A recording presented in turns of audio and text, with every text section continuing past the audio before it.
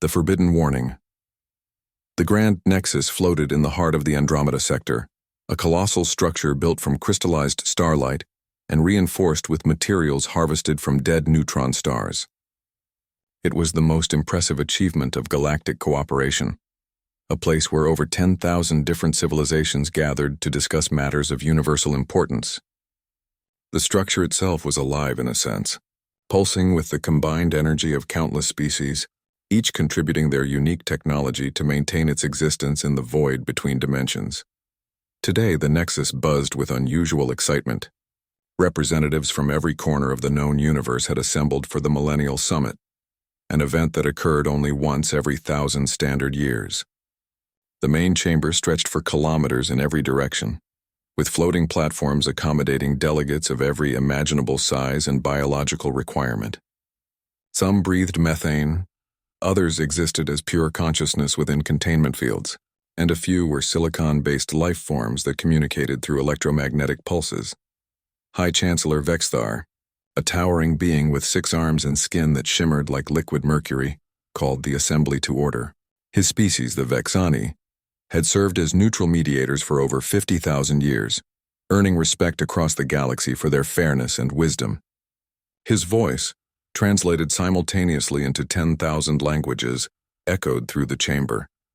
Distinguished delegates, we gather once more to renew our bonds of peace and cooperation. Let us begin with reports from the outer territories. The proceedings moved smoothly at first. Trade agreements were discussed, territorial disputes were mediated, and scientific discoveries were shared. The Zephyron Collective presented their breakthrough in faster-than-light communication. The Crystalline Hive offered new agricultural techniques that could feed billions.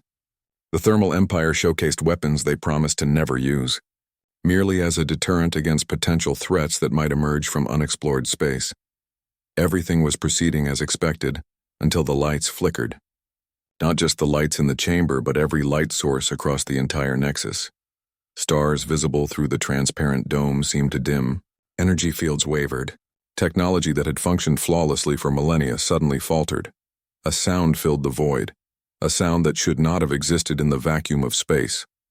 It was a hum, deep and resonant, that bypassed all physical barriers and seemed to originate from within every being's consciousness. Delegates looked around in confusion and growing fear. Even species that had never experienced fear in their evolutionary history felt something primal stirring within them. Chancellor Vexthar tried to speak, but his voice died in his throat. The temperature in the chamber dropped despite the environmental controls. Frost began forming on surfaces that had never known cold. Several delegates collapsed, overwhelmed by the sheer presence of something beyond their comprehension. Then it appeared. Not through any door or portal, but simply manifesting in the center of the chamber as if it had always been there, and they were only now capable of perceiving it. The being defied description. Those who witnessed it would later struggle to explain what they had seen. Some described it as a collection of stars given consciousness. Others saw swirling darkness that contained entire universes within its form. A few perceived it as a simple humanoid figure glowing with impossible light. The entity was massive, yet somehow fit perfectly within the space. It was ancient beyond measure, older than the oldest stars in any galaxy. Every delegate could feel the weight of eons pressing down upon them. This was not merely a powerful being.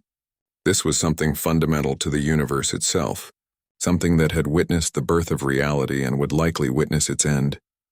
The being's eyes, if they could be called eyes, surveyed the assembly. Thousands of civilizations, each believing themselves important, each thinking they understood the cosmos, all rendered insignificant in an instant. Time seemed to slow. Some delegates would later claim that hours passed in that moment of observation. Others insisted it was merely seconds. All agreed that it felt eternal. Then the ancient being spoke. Its voice did not come from any mouth or vocal apparatus. It simply existed in the minds of every creature present, perfectly clear in their native language, yet somehow remaining exactly the same words for all. Never challenge Earth's power. 5 words, nothing more. The being delivered its message with absolute certainty, with the weight of cosmic law behind each syllable. There was no explanation, no context, no elaboration. Just the warning, simple and terrifying in its brevity. Before anyone could react, before a single delegate could formulate a question, the being vanished. The lights returned to normal. The temperature stabilized. Technology resumed its flawless operation. It was as if nothing had happened, except for the thousands of witnesses who stood paralyzed in shock and the recording devices that had captured absolutely nothing during the event. Silence dominated the chamber for a full minute. Then chaos erupted. Delegates shouted questions, demands, and protests. What did it mean? Why Earth? What power? Who would dare challenge anything after such a warning? High Chancellor Vexthar struggled to restore order. His 6 arms gestured frantically as he tried to calm the panicking assembly. It took nearly an hour before something resembling composure returned to the chamber. "We must investigate this immediately," declared Commander Zekthor of the Kralix Federation, a warrior race that had conquered 12 systems through superior military might. His species resembled massive reptilian creatures with armored scales and multiple eyes. Earth is an insignificant planet in a backwater region. Why would an ancient being concern itself with such a place? Perhaps that is precisely why we should heed the warning, suggested Elder Mirasol of the Lumini, a peaceful species of energy beings known for their wisdom. Her form flickered with soft blue light as she spoke. If an entity of such power takes the time to warn us about a seemingly insignificant world, perhaps that world is not insignificant at all. Ridiculous, scoffed Ambassador Threnzik of the Vortex Alliance. His species traded in information, and they prided themselves on knowing everything worth knowing. We have data on Earth. It is inhabited by primitive bipedal creatures called humans. They have barely achieved spaceflight. They fight among themselves constantly. They pollute their own planet. They are decades away from even attempting to leave their solar system. There is nothing special about them. Then why the warning? Pressed Elder Mirasol Chancellor Vexthar raised his central arms for attention. We shall investigate thoroughly but carefully. I am ordering a complete search of our historical archives. Surely if Earth is important, there must be some record of it in our databases. This assembly is suspended until we have answers. As delegates dispersed to their quarters, teams of archivists and historians across a dozen species began their work. They dove into databases that had accumulated information for hundreds of thousands of years.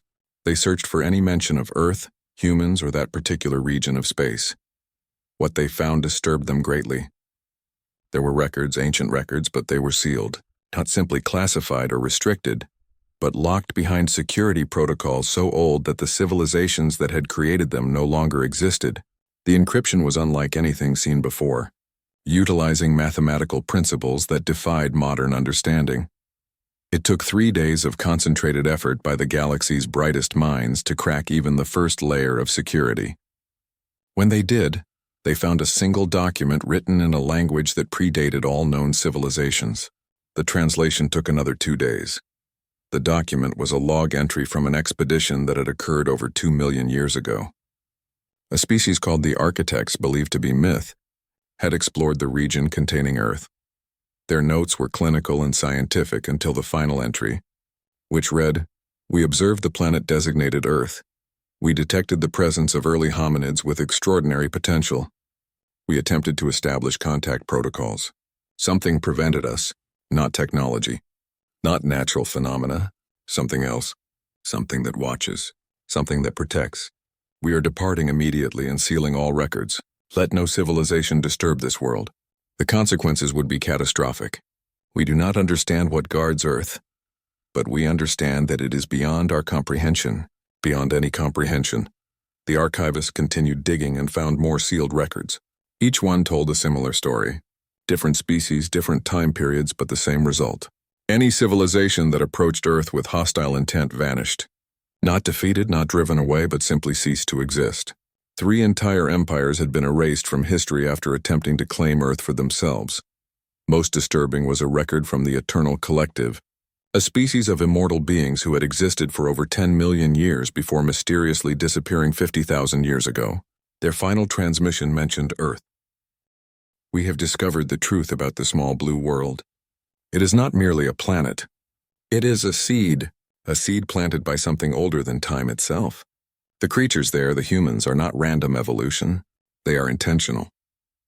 They are a design, and they are protected by forces we cannot comprehend. We attempted to study them from a distance. We vanished for 3,000 years. When we returned, we had no memory of that time. only a feeling of absolute terror and a certainty that Earth must never be approached again. This is our final warning to any who come after us. Stay away from Earth, stay away from humanity. The ancient being watches, and it does not forgive. When this information was presented to the reassembled council, absolute silence fell. Commander Zekthor, who had been so confident days before, looked shaken. Ambassador Threnzik's species did not show emotion easily, but even he appeared unsettled. This changes everything, Chancellor Vexthar said quietly. We are not dealing with a simple planet. We are dealing with something that has been protected since before our civilizations existed. But why? Asked a delegate from the chorus species. Beings who communicated through harmonic vibrations. What makes humans so important? That, said Elder Mirasol, is what terrifies me most. We do not know. And I suspect we are not meant to know. As the council debated late into the night, none of them noticed the small fleet that had already departed for Earth's solar system. The Krathan Empire, a militant species that had not sent representatives to the summit, had intercepted fragments of the ancient being's message. Arrogant and powerful, they decided that any warning was merely a challenge in disguise. They would reach Earth's system in 48 hours. And the galaxy would finally learn why the ancient being had spoken its warning. The first test was coming, and humanity remained completely unaware that their entire existence stood at the center of a cosmic mystery that was about to explode into terrifying clarity. The awakening truth. The Krathan Empire had built its reputation on conquest and intimidation. For 3,000 years they had expanded across their region of space, crushing any resistance with overwhelming military force. Their warships were massive constructs of dark metal and plasma weapons, each one capable of destroying a moon. Their soldiers were bred for combat, standing 3 meters tall with exoskeletons that could withstand extreme temperatures and pressures. They feared nothing because nothing had ever given them reason to fear. Fleet Commander Draxel stood on the bridge of the flagship Annihilator, watching the blue planet grow larger on the view screen. Earth, the world that had somehow convinced the ancient being to issue a warning. The thought amused him. His mandibles clicked together in what passed for laughter among his species. Scan the planet, he ordered. Show me what makes it so special. The science officer, a smaller Krathan with more developed optical sensors, studied the incoming data. Commander, the planet shows signs of primitive industrialization. Nuclear capability, but barely. Orbital satellites, mostly for communication and observation. No weapons platforms detected. No shield generators. No defense fleet. They are utterly defenseless. Draxel's confidence grew, and yet an ancient being warns us away. Perhaps the old myths have grown senile. Prepare landing forces. We will claim this world for the Empire. What Draxel did not know was that every action his fleet took was being observed. Not by human technology, which remained blissfully ignorant of the approaching danger, but by something else. Something that had watched Earth since its formation, that had guided its evolution, that had protected it through countless cosmic threats. As the Krathan fleet crossed the boundary of Earth's solar system, something changed. The space around them began to shimmer, like heat waves rising from desert sand. Navigation instruments flickered. Sensors reported impossible readings. The stars themselves seemed to shift position. Status report, Draxel demanded, his confidence beginning to waver. Commander, we are experiencing spatial distortions. They are not natural. Something is affecting the fabric of space itself around our ships. Before Draxel could respond, the view screen changed. The image of Earth vanished, replaced by something else. A presence. The same ancient being that had appeared at the Nexus now manifested before the Krathan fleet. But this time its demeanor was different. At the Nexus it had been neutral, simply delivering a message. Now it radiated something that could only be described as disappointment, mixed with terrible resolve. The being did not speak. It did not need to. The Krathan ship simply stopped. Every system shut down simultaneously. Life support, weapons, engines, communications, everything ceased functioning. The crews found themselves floating in dead vessels, their exoskeletons the only thing protecting them from the void. Then, as quickly as it had stopped them, the ancient being sent them back. Not destroyed, not harmed, but transported instantaneously across the galaxy to Krathan space. The entire fleet materialized in orbit around their home world, every crew member unconscious. Every ship's databanks wiped clean except for a single message burned into every display screen. You were warned. When the Crathen crews awakened hours later, they found that 48 hours had passed, though they had no memory of that time. Every soldier, every officer, even Fleet Commander Draxel himself, retained only a single clear memory, an overwhelming sense that they had stood before something vast and ancient, something that could have erased them from existence with a thought, but had chosen mercy instead. News of the incident spread rapidly through galactic channels. The Crathen Empire, known for its pride and aggression, issued an unprecedented statement. They declared Earth's solar system off-limits to all Crathen vessels, and formally apologized to the Galactic Council for their arrogance. The fact that the mighty Crathen Empire had been humbled without a single shot being fired sent shockwaves through every civilization. Back at the Grand Nexus, emergency sessions were convened. The council chamber was packed with delegates demanding answers, explanations, and most importantly, guidance on how to proceed. Chancellor Vexthar addressed the assembly with visible strain. "We have confirmed the reports. The Crathen fleet was neutralized and returned without casualties. This demonstrates several concerning facts. First, the ancient being is actively monitoring Earth. Second, it has the power to manipulate space and time on a massive scale. Third, it chooses to show mercy rather than destruction, but that mercy should not be mistaken for weakness." Elder Mirasol floated to the center platform, her energy form pulsing with urgency. "We must understand what Earth represents. The archives have revealed more information. I propose we examine it together." The main display activated, showing a timeline that stretched back millions of years. Points of light marked instances where civilizations had encountered Earth or its solar system. Each point was accompanied by data. "This is the Vorquan dynasty," Mirasol explained, highlighting a point 3 million years in the past. They detected unusual energy signatures emanating from the Sol system. They sent 3 scout ships to investigate. The ships reported finding a young planet with primitive life. They attempted to collect samples. All 3 ships vanished. The dynasty sent a rescue fleet. It also vanished. After losing 27 vessels, the Vorquan abandoned the region entirely and sealed their records. She moved to another point. The Celestial Dominion 1.5 million years ago. They believed Earth contained resources valuable for their expansion. They sent an invasion force of 300 ships. Every single vessel disappeared the moment they entered the solar system. No debris, no distress calls, no evidence they ever existed except for the launch records on their home worlds. Point after point revealed the same pattern. Any civilization that approached Earth with hostile intent simply vanished. Any civilization that approached with scientific curiosity found themselves gently but firmly turned away, often with missing time and vague memories of being observed by something incomprehensible. "But there is more," Mirasol continued. "We found records from the Watchers, an ancient order of beings dedicated to observing the universe without interference. They left detailed notes about Earth spanning 2 million years. According to their observations, Earth's evolutionary path has been guided. The display showed Earth's history in accelerated format. Life emerging from the oceans, dinosaurs rising and falling, mammals spreading across the continents, and then humans. The timeline slowed as early humans appeared. Notice the anomalies, Mirasol pointed out. Human evolution progressed faster than natural selection should allow. Their brain capacity increased at an unprecedented rate. They developed complex language, tool use, and abstract thinking far more rapidly than any other species in our records. It is as if something was nurturing their development." Ambassador Threnzik spoke up, his voice uncharacteristically subdued. "Are you suggesting humans were engineered?" "Not engineered," Mirasol corrected. "Cultivated, like a gardener tending a plant, allowing it to grow naturally but ensuring the conditions remain optimal.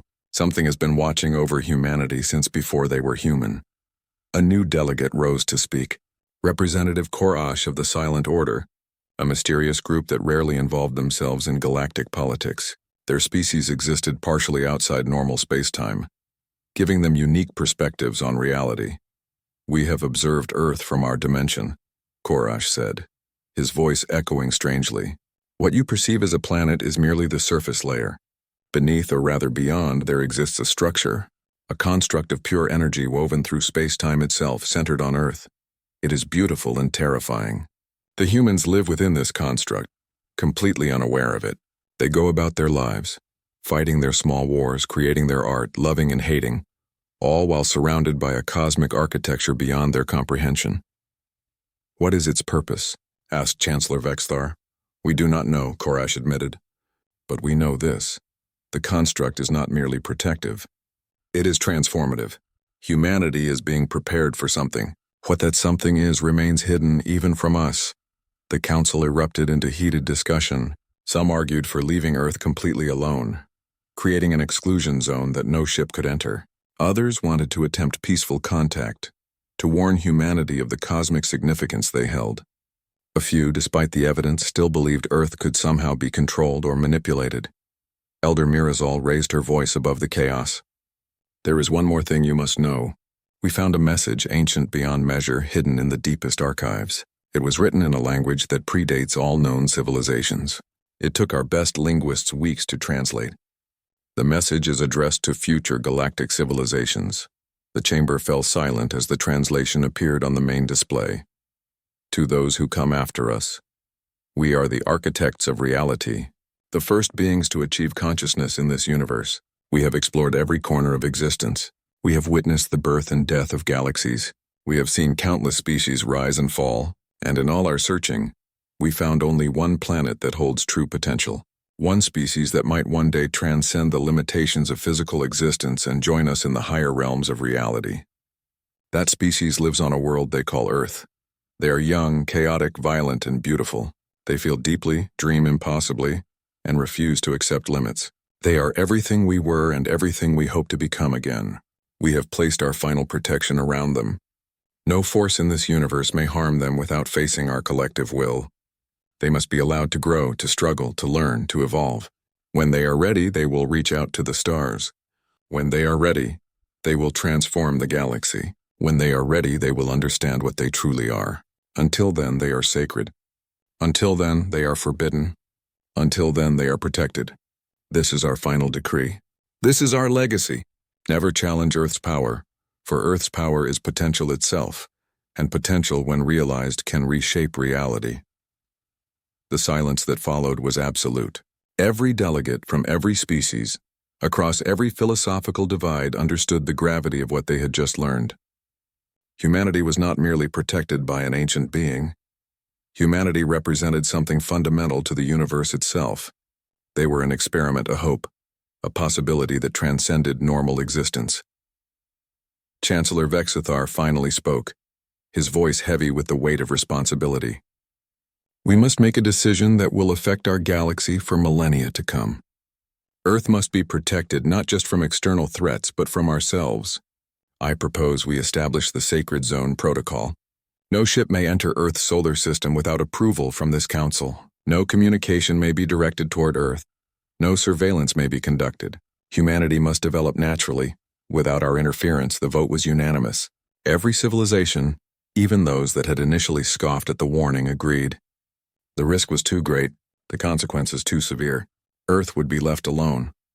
But as the council adjourned, none of them noticed the human space telescope that had just captured its first image of the Nexus station. None of them realized that human scientists were already detecting unusual energy patterns in deep space. None of them understood that humanity, in its curious and relentless way, was already taking its first steps toward discovering the truth. On Earth, in a small laboratory in Geneva, a physicist named Dr. Sarah Chen stared at her computer screen. The data made no sense. According to her instruments, there was a massive energy structure surrounding their solar system, something artificial, something impossible. She reached for her phone to call her colleague, unaware that this single observation would eventually lead humanity to the greatest discovery in their history, unaware that the ancient being watched her with something resembling pride. Unaware that across the galaxy, thousands of civilizations held their breath, wondering what would happen when humanity finally learned the truth.